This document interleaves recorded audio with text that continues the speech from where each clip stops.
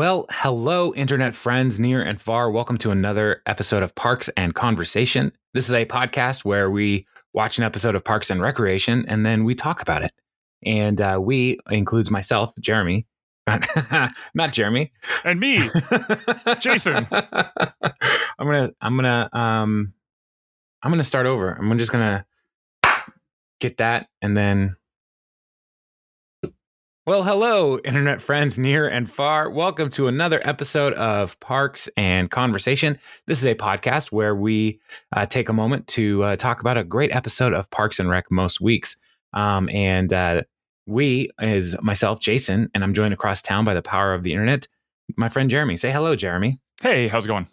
It's going well. It's going well. It's another time to talk about a great show. I love Parks and Rec, even the bummer episodes. So that's foreshadowing, listener. I don't super love this episode.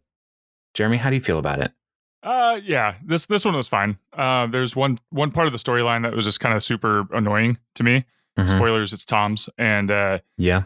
But I like the recording, the We Are the World kind of idea. And then I don't know, Dave coming back and all that is just kind of whatever. So the recording part was genuinely funny to me, but not enough to make the whole episode like, oh, dude, you got to watch this. So, right. Yeah. But everybody's in it. Like everybody gets a little bit of FaceTime at least. And so it is. But yeah, why don't you like this one as much as others? Well, the plot essentially is Leslie needs the endorsement of Chief Trumple. Mm-hmm. And Dave, her ex-boyfriend, former Pawnee police officer, now he's in San Diego. He comes back to be a part of the Chief's thing, and then he expresses his undying love for Leslie. And I don't know if Louis C.K.'s life unfolding before us after this episode, I don't know if that is putting a shadow on watching these episodes with Louis C.K. in them. Yeah. So I can't unknow those things. Right. But also I just don't like when Leslie is put in these kinds of situations. You know, like I just don't think it's fair for Leslie. Right. It's not real. That's why we love the show. We're trying to protect the people that we care for. Right.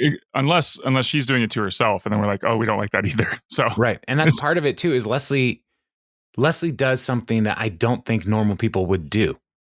Right. Which, and we'll get to that as we unfold this. And so it's kind of one of those things that that just kind of bothers me with this episode. So yeah, I tried to think about the Louis C.K. angle. Like as I was watching it, I was like, oh man, this is kind of rough. But once I tried as best I could to kind of not forget or excuse or anything like that, but just kind of watch the performance. And it's super unfortunate. I think I got more bummed with this episode because it's like, knowing what you know about Louis C.K., he's really he's so good at this character, like just the kind of the awkward cop, and yeah, I don't know, like you know what I mean. Like if you can kind of separate the two things a little bit, Dave is kind of a fun character for Pawnee and for the show, but the rest of it just kind of ruins it. So that's tough. Yeah, I do like this episode was written by Harris Whittles, noted drug user. Sure. And so I do like the way that he writes police officer dialogue. Yes. It's like, you seem to have had some experience with this. But like Dave talks about moving to San Diego at one point, and he's like, that's southwest of here by a number of miles. Right. Which is so police officer. We know. Like Harris writes them speaking as though they're actually filling out a police report. Yeah, like that's how all cops talk. Yeah, so it's like, this is pretty funny by a number of miles. So there's some funny things in this, and I do think Dave, Louis C.K. portraying Dave, he does a great job as just a good cop. He's just detail oriented. He has caught 6 bad guys. That was really funny. There's funny things in this, but it's still just like the characters are placed in a situation where it's like nothing's working. Right. And that's annoying. So also I want to give a shout out. Yesterday, I also gave my blood to science. like Andy did a couple weeks ago. On purpose? Yeah, I had a physical, and so they wanted my blood. They microwaved my ankles, all that stuff. And so I was wearing an Office t-shirt, and the guy the vampire who took my blood, he's not actually a vampire, but he said, "Hey, I love The Office." I was like, "I love The Office too."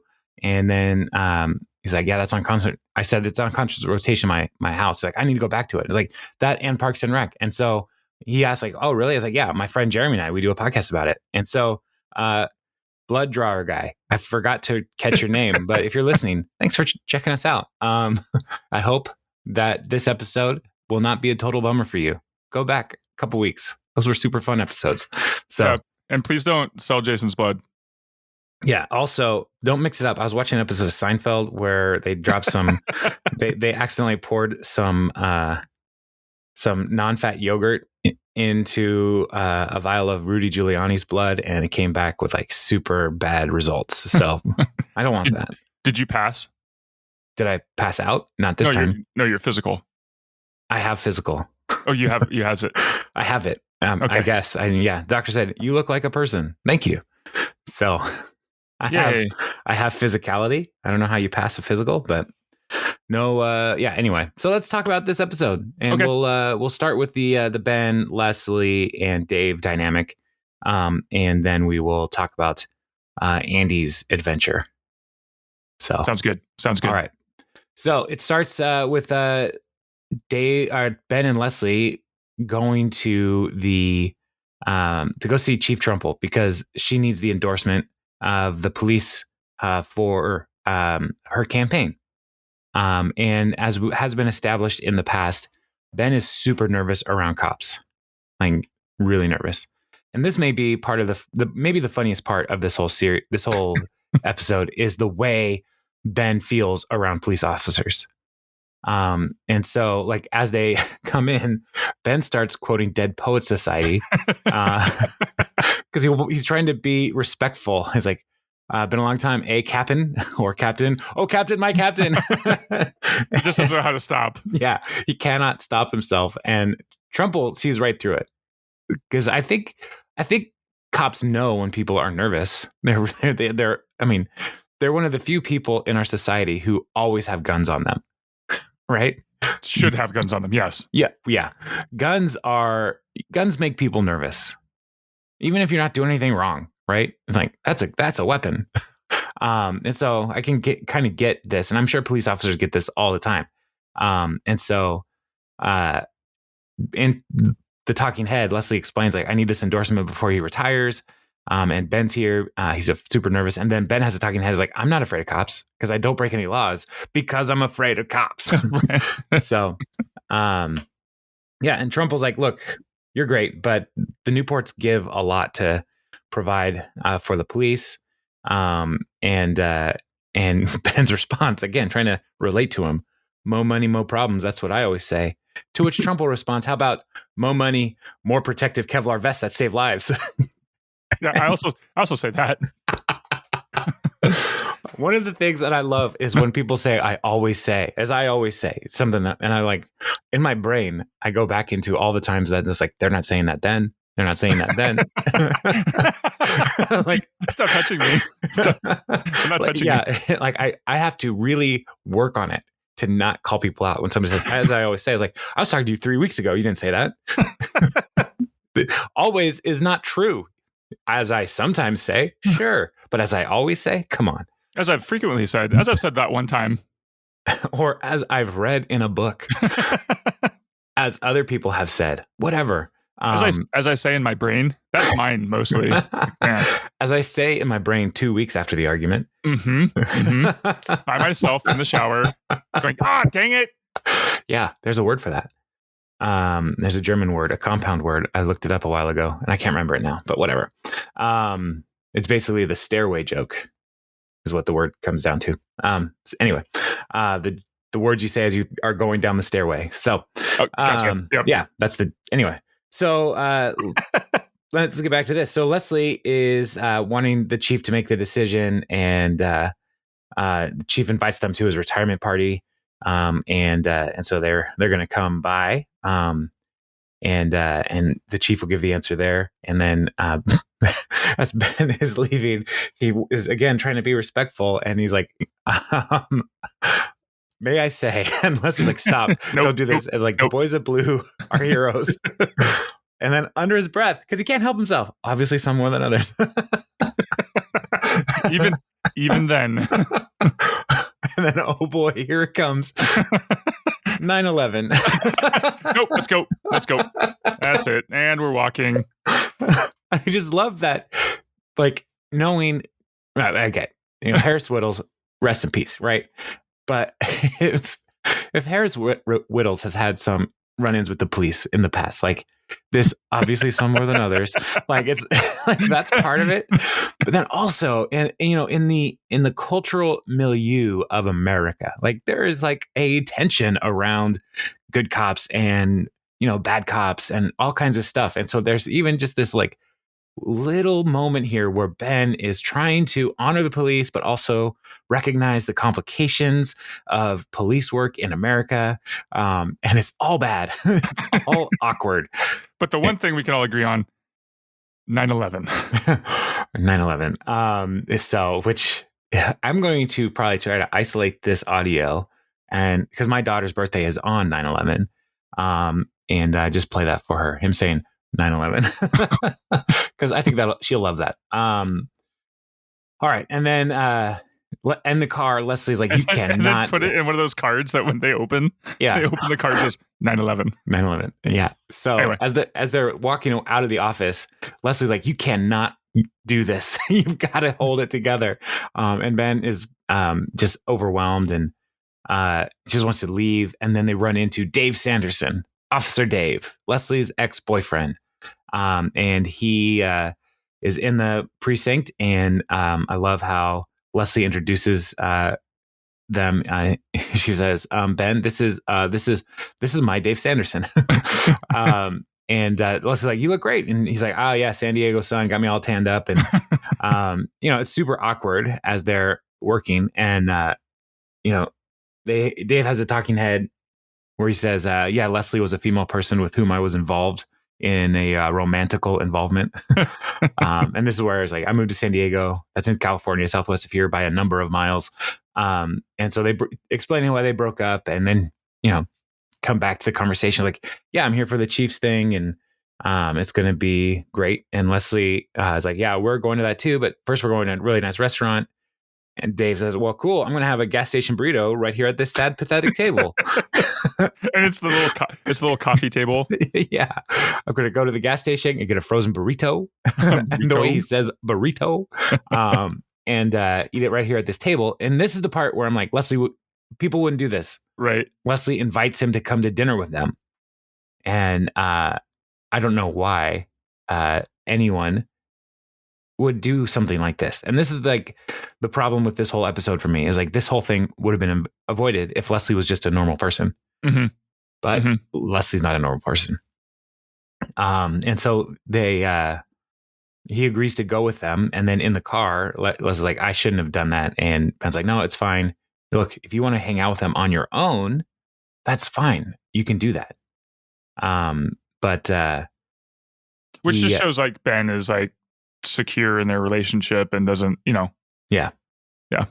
So then as a talking head, they're at the parking lot, and Leslie is talking to the camera, and Ben is in the car, and Leslie's like, yeah, Dave's a great person. Ben's a great person. Tonight, Dave's going to endorse Ben, and Trumple is going to endorse me.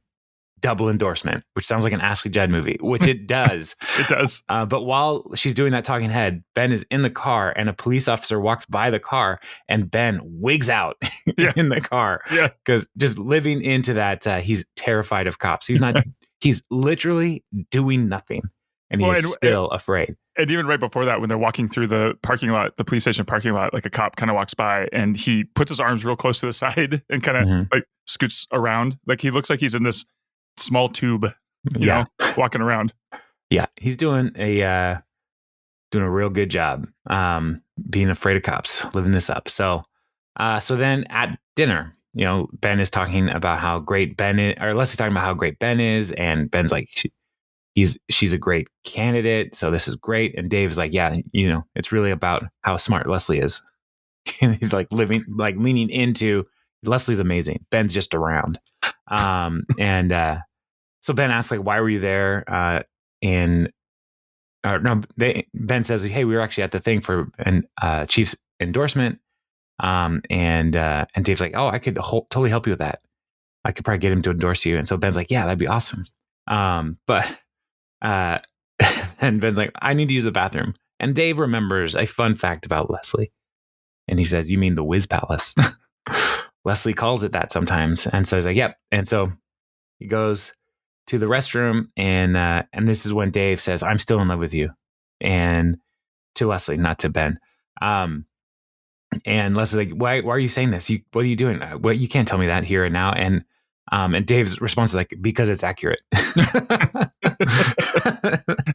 Because he's a truthful person. It is accurate. And Leslie's like, you can't tell me this. Like, this is not good.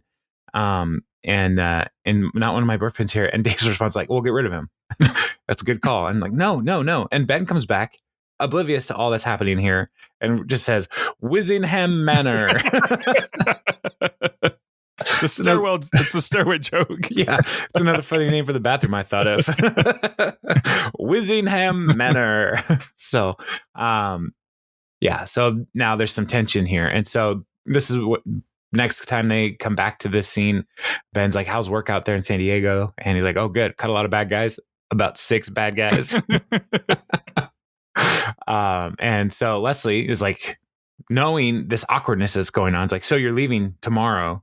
And again, Dave, super detailed. I'm scheduled to leave tomorrow on the 12:15 flight to Salt Lake City.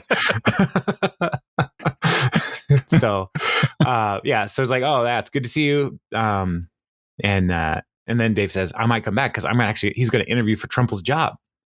And then Ben is like, that would be great. You should totally be chief. You could endorse Leslie. It would be awesome. And again, Dave is like, I would definitely endorse Leslie. And Leslie is trying to like skirt him away, which is so funny. He's like, well, no, there's lots of good candidates. You don't have to do that. That's fine. So she's trying to like undo the awkward that she created by inviting Dave to have dinner with them. And then Dave is like, well, I think I'm going to go outside. And looks at Leslie. He's like, you look like I could use some company. And these are the lines. Like, I don't know if Harris wrote that or not. I'm assuming maybe he did, but it's just the delivery was just so spot on. Yeah. You look like I could use some company. Like I've only had one girlfriend and I married her. Right. And I've never had to employ like breakup lines, like that's never been a part of my life, but I thought of a great one. That is in line with this. That's why I'm telling you this right now. It's not you. It's me. I can't stand the sight of you. All right. That's good. Right. I mean, or I can't stand you. Yeah. Or just be really honest with it. It's like, hey, I know we've been together for a while. It's not me. It's you. Yeah. It's not that I'm a problem. Yeah. It's more that I just don't like you. So, I mean, there's that we're breaking up with imaginary people right now. Yeah. But sorry, I'm on a group chat with my in-laws. Wow, I didn't know they're part of the podcast. No, but like there's so many alerts happening right now. Anyway, so hold on. Is everything okay? Yeah, everything's fine. There's people traveling. Okay. I don't need this information. Are they flying through Salt Lake City? I have no idea because their text messages are too long. So, because I'm just trying to talk here and it just keeps showing up. But now, okay. We have been updated on who is the executor of their estate. This is unfolding in real time, people. We can't plan this. We all know this. Here's the thing. All the kids know this. So it's just fun. Anyway. So Ben is like, Ben is alarmed by Dave's like, you look like I could use some company. He's like, huh, what? And then Dave's like, well, why don't you go outside and we can catch up? And Leslie's like, no, we did catch up. You talking about San Diego, the 6 bad guys? I think we're good. And then Ben's like, well, I'll go outside. And Dave's just like, no, I don't want that, but I'm a man of my word, so I'll go outside. So he goes outside. And while he's out there, Leslie says, like, Dave told me he's still in love with me. And he's like, when, why? And he's like, when you were outside.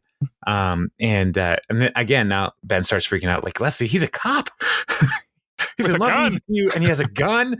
So he starts freaking out, and Dave comes back and he's like, it was raining out, so I didn't want to get wet, which is interesting because the rain plays into the other plot line. That's true. And so it's Pawnee, it's rainy. It's a good note here that they were being consistent.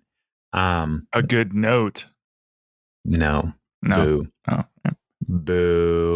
Foreshadowing. Yeah, sure. Or current shadowing. All right. So then wrapping up dinner, the server comes like at your check as you requested, and Dave's surprised, like, why did you check? When do you like dessert? Get dessert. And it's like, dessert's overrated and gross. So so clearly Leslie is not acting characteristically, and Ben is catching up on this. And it's like, Ben, would you mind if I talk to Leslie alone? And Ben's like, no, I want to talk to you. This is one of those like who's on first situations. Right. We're like, well, I don't want to talk to you. I want to talk to Leslie. And Ben, well, if I want to talk to you, and if not, then I'd like to talk to Leslie. And Leslie says, well, I'd like to talk to Ben, and then I'd like the three of us to talk together. To which Dave responds, well, then I'll talk to Ben, and then you, and then I'll talk to you, and then you'll talk to each other, and then we'll all three talk then. All right. So who's talking now? So it's all confused and a mess. And then Dave says to Ben, like, I need to show you something, man. I need you to know something, man to man. And they're in the restroom. I should also mention, he's like, I have feelings for Leslie in a womanly fashion. And I think she feels that way as well in a manly way. And Ben's like, no, I know she doesn't. And so, because we're together, and so Ben's like, well, then I don't know what we're going to, or Dave's like, I don't know what we're going to do here. But you're contrarying me. And Ben says, I don't think that's a word. So he's like, look, I need you to go clear out, and let me have 3 minutes with her alone. Clear out. Yeah. Clear the area. And Ben's like, no, I'm not going to do that. I'm not going to try to let you steal my girlfriend from me. And Dave's like, all right, well, I didn't want to do this. And so then he handcuffs him to the urinal. As you like, do. Are you serious? You brought it on yourself. And then Dave goes back to the table, like, look, I got something to say to you. And Leslie's like, where's Ben? He left. He said, I got somewhere to go. I don't respect her as a woman. And so he's trying to say, like, I think it's important. I just need 30 seconds. And he's like, all right, go ahead. And while he's trying to make his pitch to Leslie, he just says romance. Romance. Yeah. Ben calls from the restroom, and they go to the men's room, and she's like, are you okay? He's like, yeah, but I have to pee really bad, ironically. And Dave's like, I don't know. I just, I was just thinking I would cuff him, and then I could have time to speak to you, and then we would decide to be with me. And then we'd come out, uncuff him together. I don't think Dave thought this through. Yeah, no, Dave did not. And, Leslie has a certain kind of pull on the men of Pawnee. Dave's gone rogue, man. Like, this is assault, and this is kidnapping. I mean, there's like, Dave knows how many laws he just broke by handcuffing somebody against their will to a urinal. Yeah. So, but I mean, Pawnee has some weird laws, so maybe there's a loophole there that he knows about that we don't know about. It's true. So, so that ends that piece of the conversation. And so they're in the car, and Leslie's like, I told you so. I don't want to say I told you so, and Ben's like, I was the one who didn't want to go to this in the first place. So, and then Leslie's like, well, I don't want to go to the thing with Trumple anymore because it's just too complicated. And Ben's like, no, we're doing this. Don't make terrible decision making get in the way of your campaign. And so they're on the way to Trumple's party, his retirement party, and when they get there, Ben is at the table, and two officers come up and is like, "Hey, you want a beer?" He's like, "Oh, okay." And then, if you're driving, I can't give you a bear. This is like his worst nightmare unfolding now. Oh, well then, no, thank you. And then another one. It's a celebration, man. You have to have a drink. It's like, okay, I'll definitely have one. Don't make the biggest mistake you'll always regret. And then he's like, just tell me what you want me to do. So Ben, this whole dynamic with Ben is awesome. And Leslie talking to Dave is like, look, if you move here, I hope we can be friends, but I'm not going to let you. If you act like this again, I'm never going to talk to you ever. And Dave's like, that's fair. I was really dumb. Right. So he's owning it. And it's like, you just make me crazy. And so, I can't believe you fell with that. With him, he's shrimpy, he's small. And Leslie's like, no, he's a smart. He's got great hair. A couple weeks ago, he punched a dude for calling me the B word. And Dave's like, oh, good. Well, now I respect him more. And tell me who that is. I'll go punch him too. Right. I love that. I love that. Even though like we didn't love that bowling one, that they brought this little detail back. Yeah. Well, because it's so outside of what you would expect of Ben. Right. And it's like, no, this is like, Ben is a good dude. And he like really loves Leslie. So, which is cool.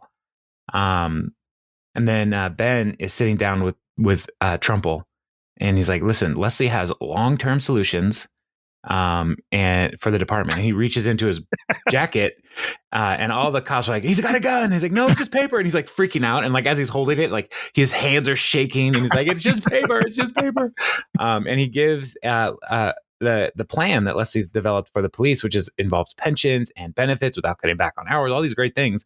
And Ben is honest. He's like, Newport's just going to throw money at you to get like quick short-term solutions. But Leslie has a long-term vision for what to do for the police. And as Trumple's reading it, he says, pretty sweet sauce in there, Ace. What's wrong with you? I don't know. So Trumple gives the endorsement to Leslie. So that's really great. And then Leslie's like, and now I'm going to go have 10 beers because this has been an incredibly stressful evening. There you go. Which Leslie, that's not a good idea either. Come on, take care of yourself. And then the Ben, Leslie, Dave scene ends in the credit scene where Ben is standing outside the restroom and he's deferring to all the police going ahead of him. Like anytime someone comes out, another officer comes in. He's like, oh, go ahead. And Dave comes like, hey, and Dave's like, he's like, oh, go ahead, Dave. And he's like, no, don't worry about it. You go ahead. He's like, you're waiting. It's your turn. No, I'm not. No, I'm not. Well, why are you waiting? Then why are you here? Yeah, it's like, it feels like to me you're being overly respectful for police officers and letting them all go in front of you. No. I'm just standing here. I was just checking the. Yeah, it's like, and so Dave allows Ben to go pee. He yells it. He tells him, just go. Yeah, which is ironic because Dave earlier locked him to a urinal and Ben couldn't pee. So I wonder if he's been holding it. Yes. All this time. So, so that's the A plot of this episode. Yeah. The police, the bar and the police interaction with Ben was my absolute favorite part of the entire, that plot point. Yeah. Yeah. Ben's police weirdness kind of redeems that whole arc, even though I feel like it is not, they didn't put Leslie in a good place. Like Leslie is smarter than this, I think. So that's what bothered me. All right. The B plot includes a B.5 plot because they kind of all overlap, right? Like a B flat. Yes, exactly. Excellent. Or a sharp. So is there a B sharp? No. Okay. It's a C. That's The Simpsons. Homer is in a barbershop quartet.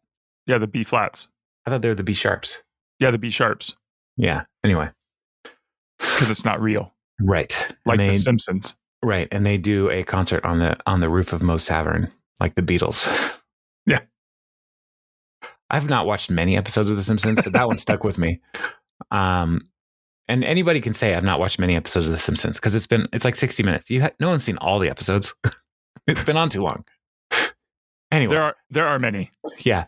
So the cold open of this episode, Anne is walking down the hallway and Tom jumps out and surprises her with nicknames. It's never a good sign when an episode starts with the line, "Oh God." Yeah. Oh God. And the first name is Boo Boo Bear. And he's like, I'm trying to come up with some nicknames. And he gives a list like Cookie Tush, Winnie the Boo, Lady Presh Presh, and Berry Sauce, which is probably the best. Annie Get Your Boo, Tommy's Girl, Annie Banani. So, and she pulls him into the office and is like, let's talk about this. And then Tom takes it as we're going to have a romantical encounter. And he wipes all the stuff off her desk. And he's like, she's like, what are you doing? He's like, oh, it's not one of those. I might have misread the vibe. And so Anne's like, you've got to be cooler about all of this. And I want us to keep this relationship on the DL because I don't want people to talk about us. And Tom's response, I feel like you're embarrassed by me. And Anne's response, that is accurate. So then he's saying, can I change my Facebook status to in a relationship? And no, it's complicated. Whatever. And then it cuts to him like talking to the camera at his desk with Facebook open. Am I in a relationship? Click. It's complicated. Which I think Tom thought was way cooler than it actually was. So it's true. I paused it on the screen just to look at the terrible Facebook interface. And Tom had, I think, 43 friends. And and the pictures that were on there. And then I saw this on IMDb that they're all like people who worked on the show. That's fun. Yeah, kind of fun. Yeah, fun. And in his wall, somebody had asked like, "Hey, how's 720 going?" And somebody else had said like, "Hey, I'm thinking about starting a t-shirt company." Oh, it's Tommy. Yeah, it's like, hey, Tommy T, I'm starting a t-shirt company. Why don't you hit me up? That's funny.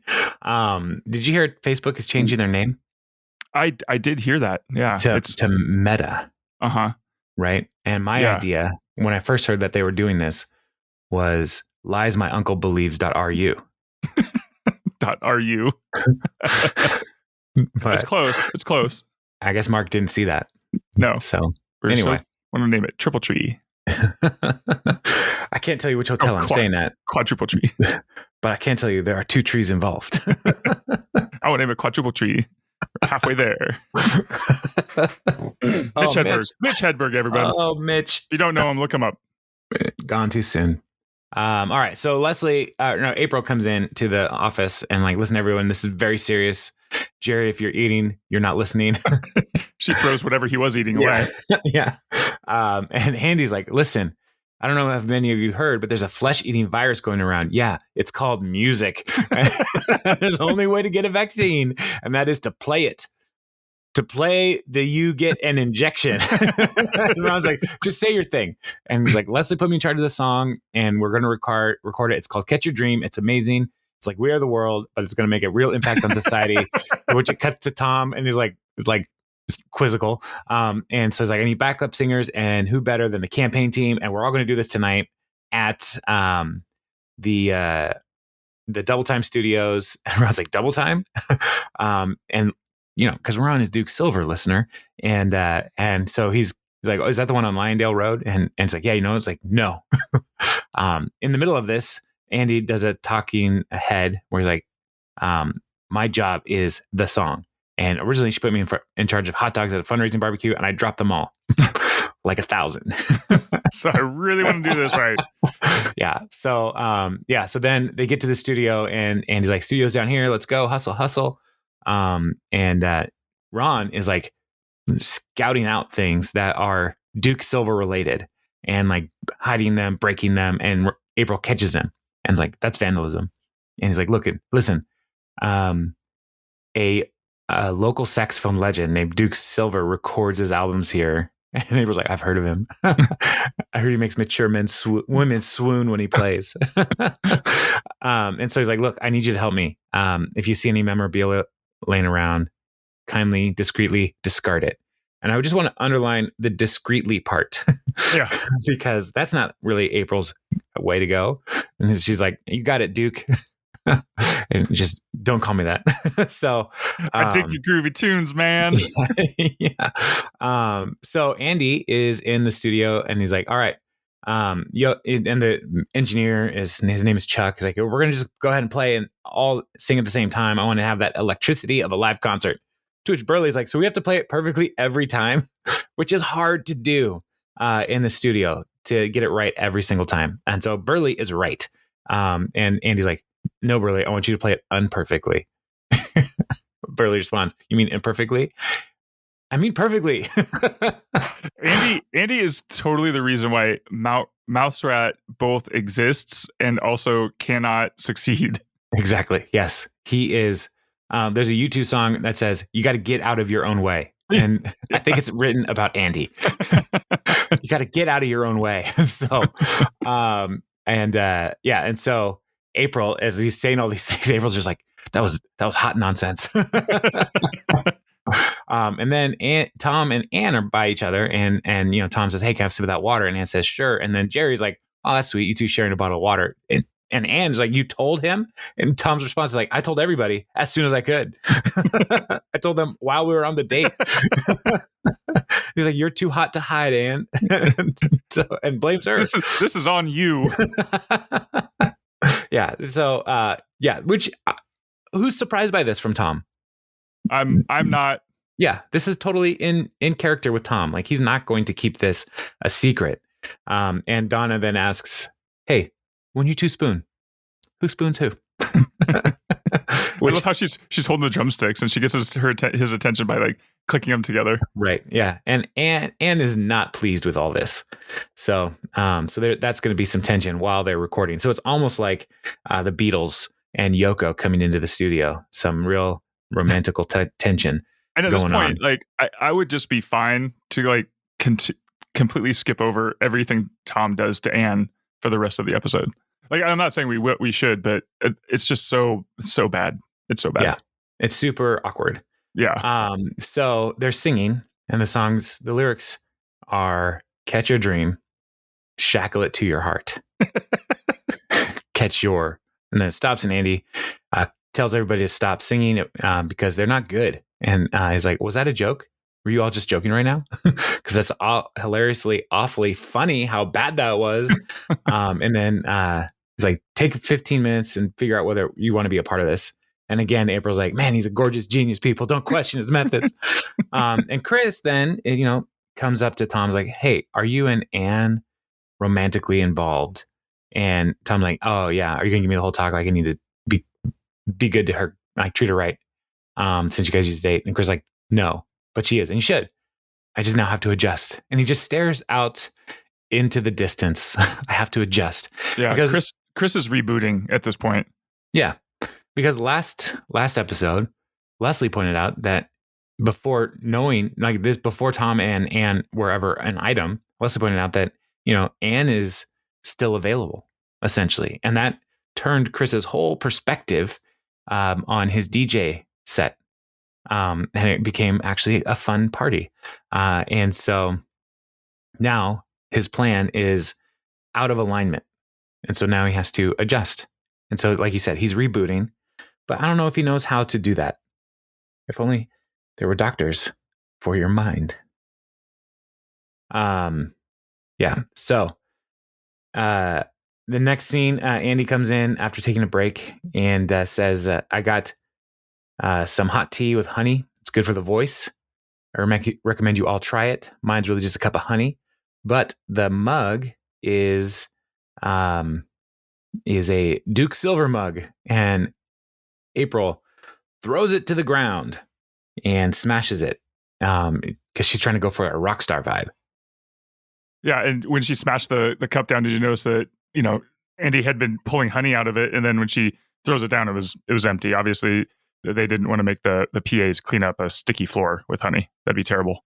That would be awful. Also, I do love, his whole thing is like, you all need to have hot tea and honey. I'm just going to have honey because tea is gross.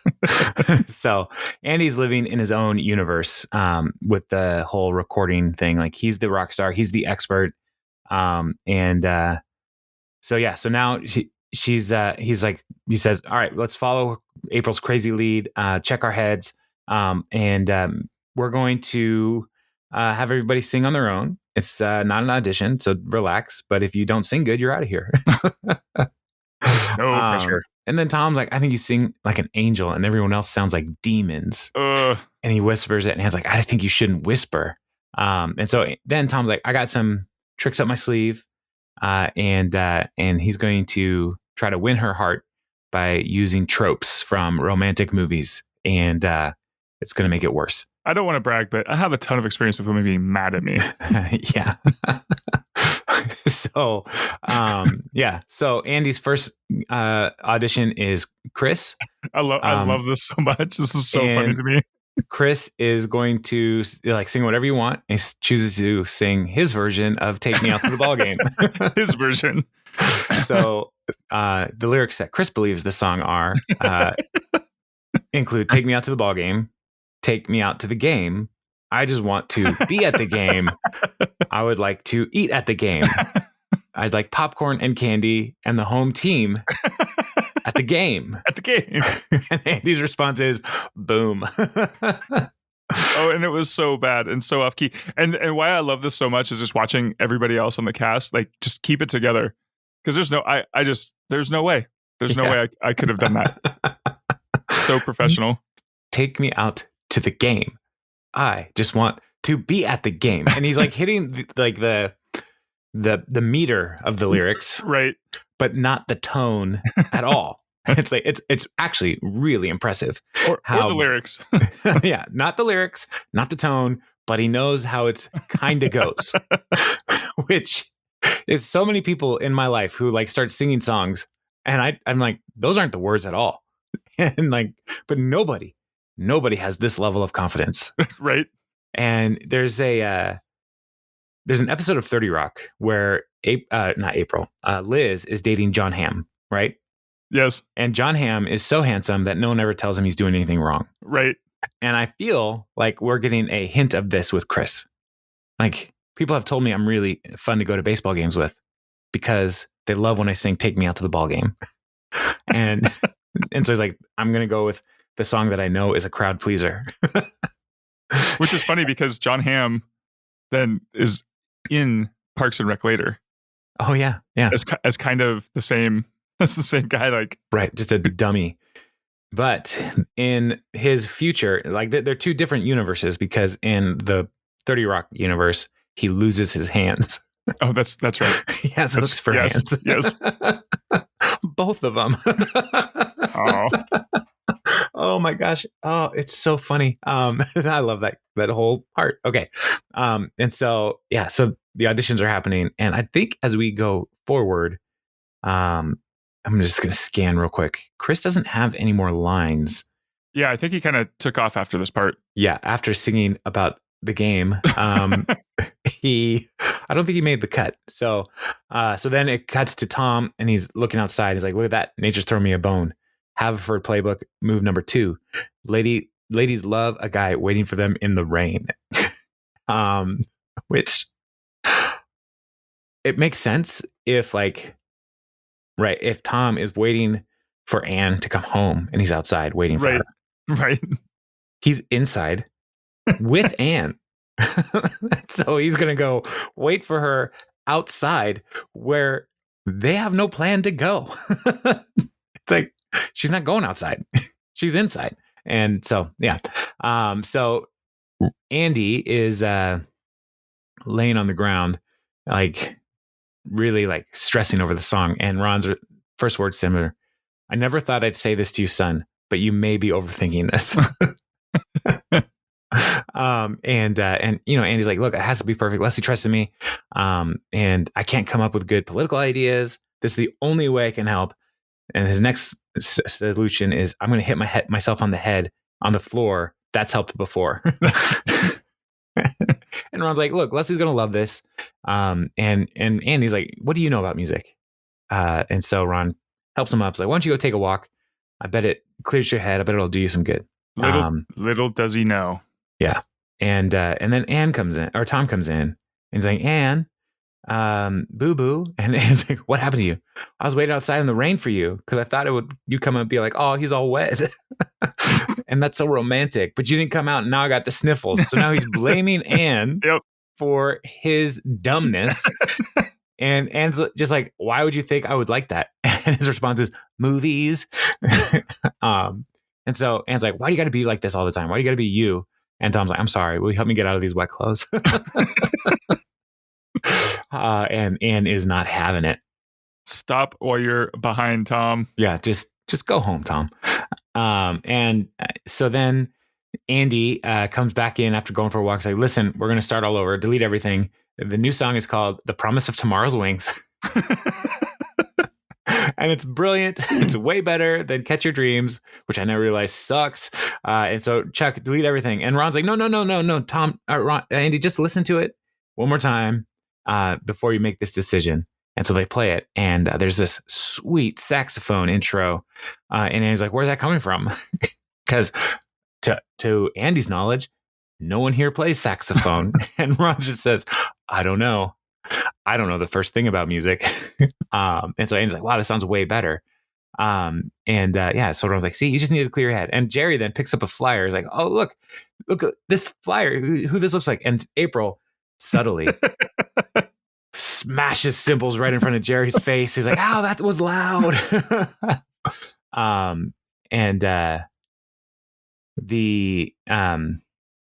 So now that's all good. The song is great. And Andy they're wrapping up and he's like, nice work. Tradition after Mouse Rat records, someone buys me booze. Who's it going to be? And so Tom and Anne start working, talking, and Tom's like, look, I'm sorry, no more gimmicks. I just want to be talking to you as a person. And then Anne's like, all right, I like that. So then Tom starts singing to her, which is not a good idea. How'd the song go? Well, I don't know the tone, and I don't think Tom did either. The tune. But the lyrics are, baby, I'm sorry for how I acted. But if you give me another chance, I could be the boo of your dreams. Girl, so when you're sleeping and when you're dreaming of a boo, I wanted that boo to be me. I want me to be that boo. So will you date me? I'm saying date me. Okay, yes, fine. And so Tom keeps singing, baby, baby, baby, baby, which is the chorus, I guess. And so Anne's like, all right, fine, I'll go out with you. You wore me down. And the last words from Tom are 4 sweetest words in the English language. You wore me down. So that's that. So yeah. This episode, season 4, episode 15. That happened. Yeah. It's over. We did it, guys. We talked about it. So, I mean, IMDb's got this at an 8, right? Was that the rating when I looked at it earlier? 8.0? Yeah, it hasn't changed while we're recording this. I just wonder, maybe more people came in and just flooded you got to stop the steal. Got it to an 8.1. Wow. Yeah. Stop the steal.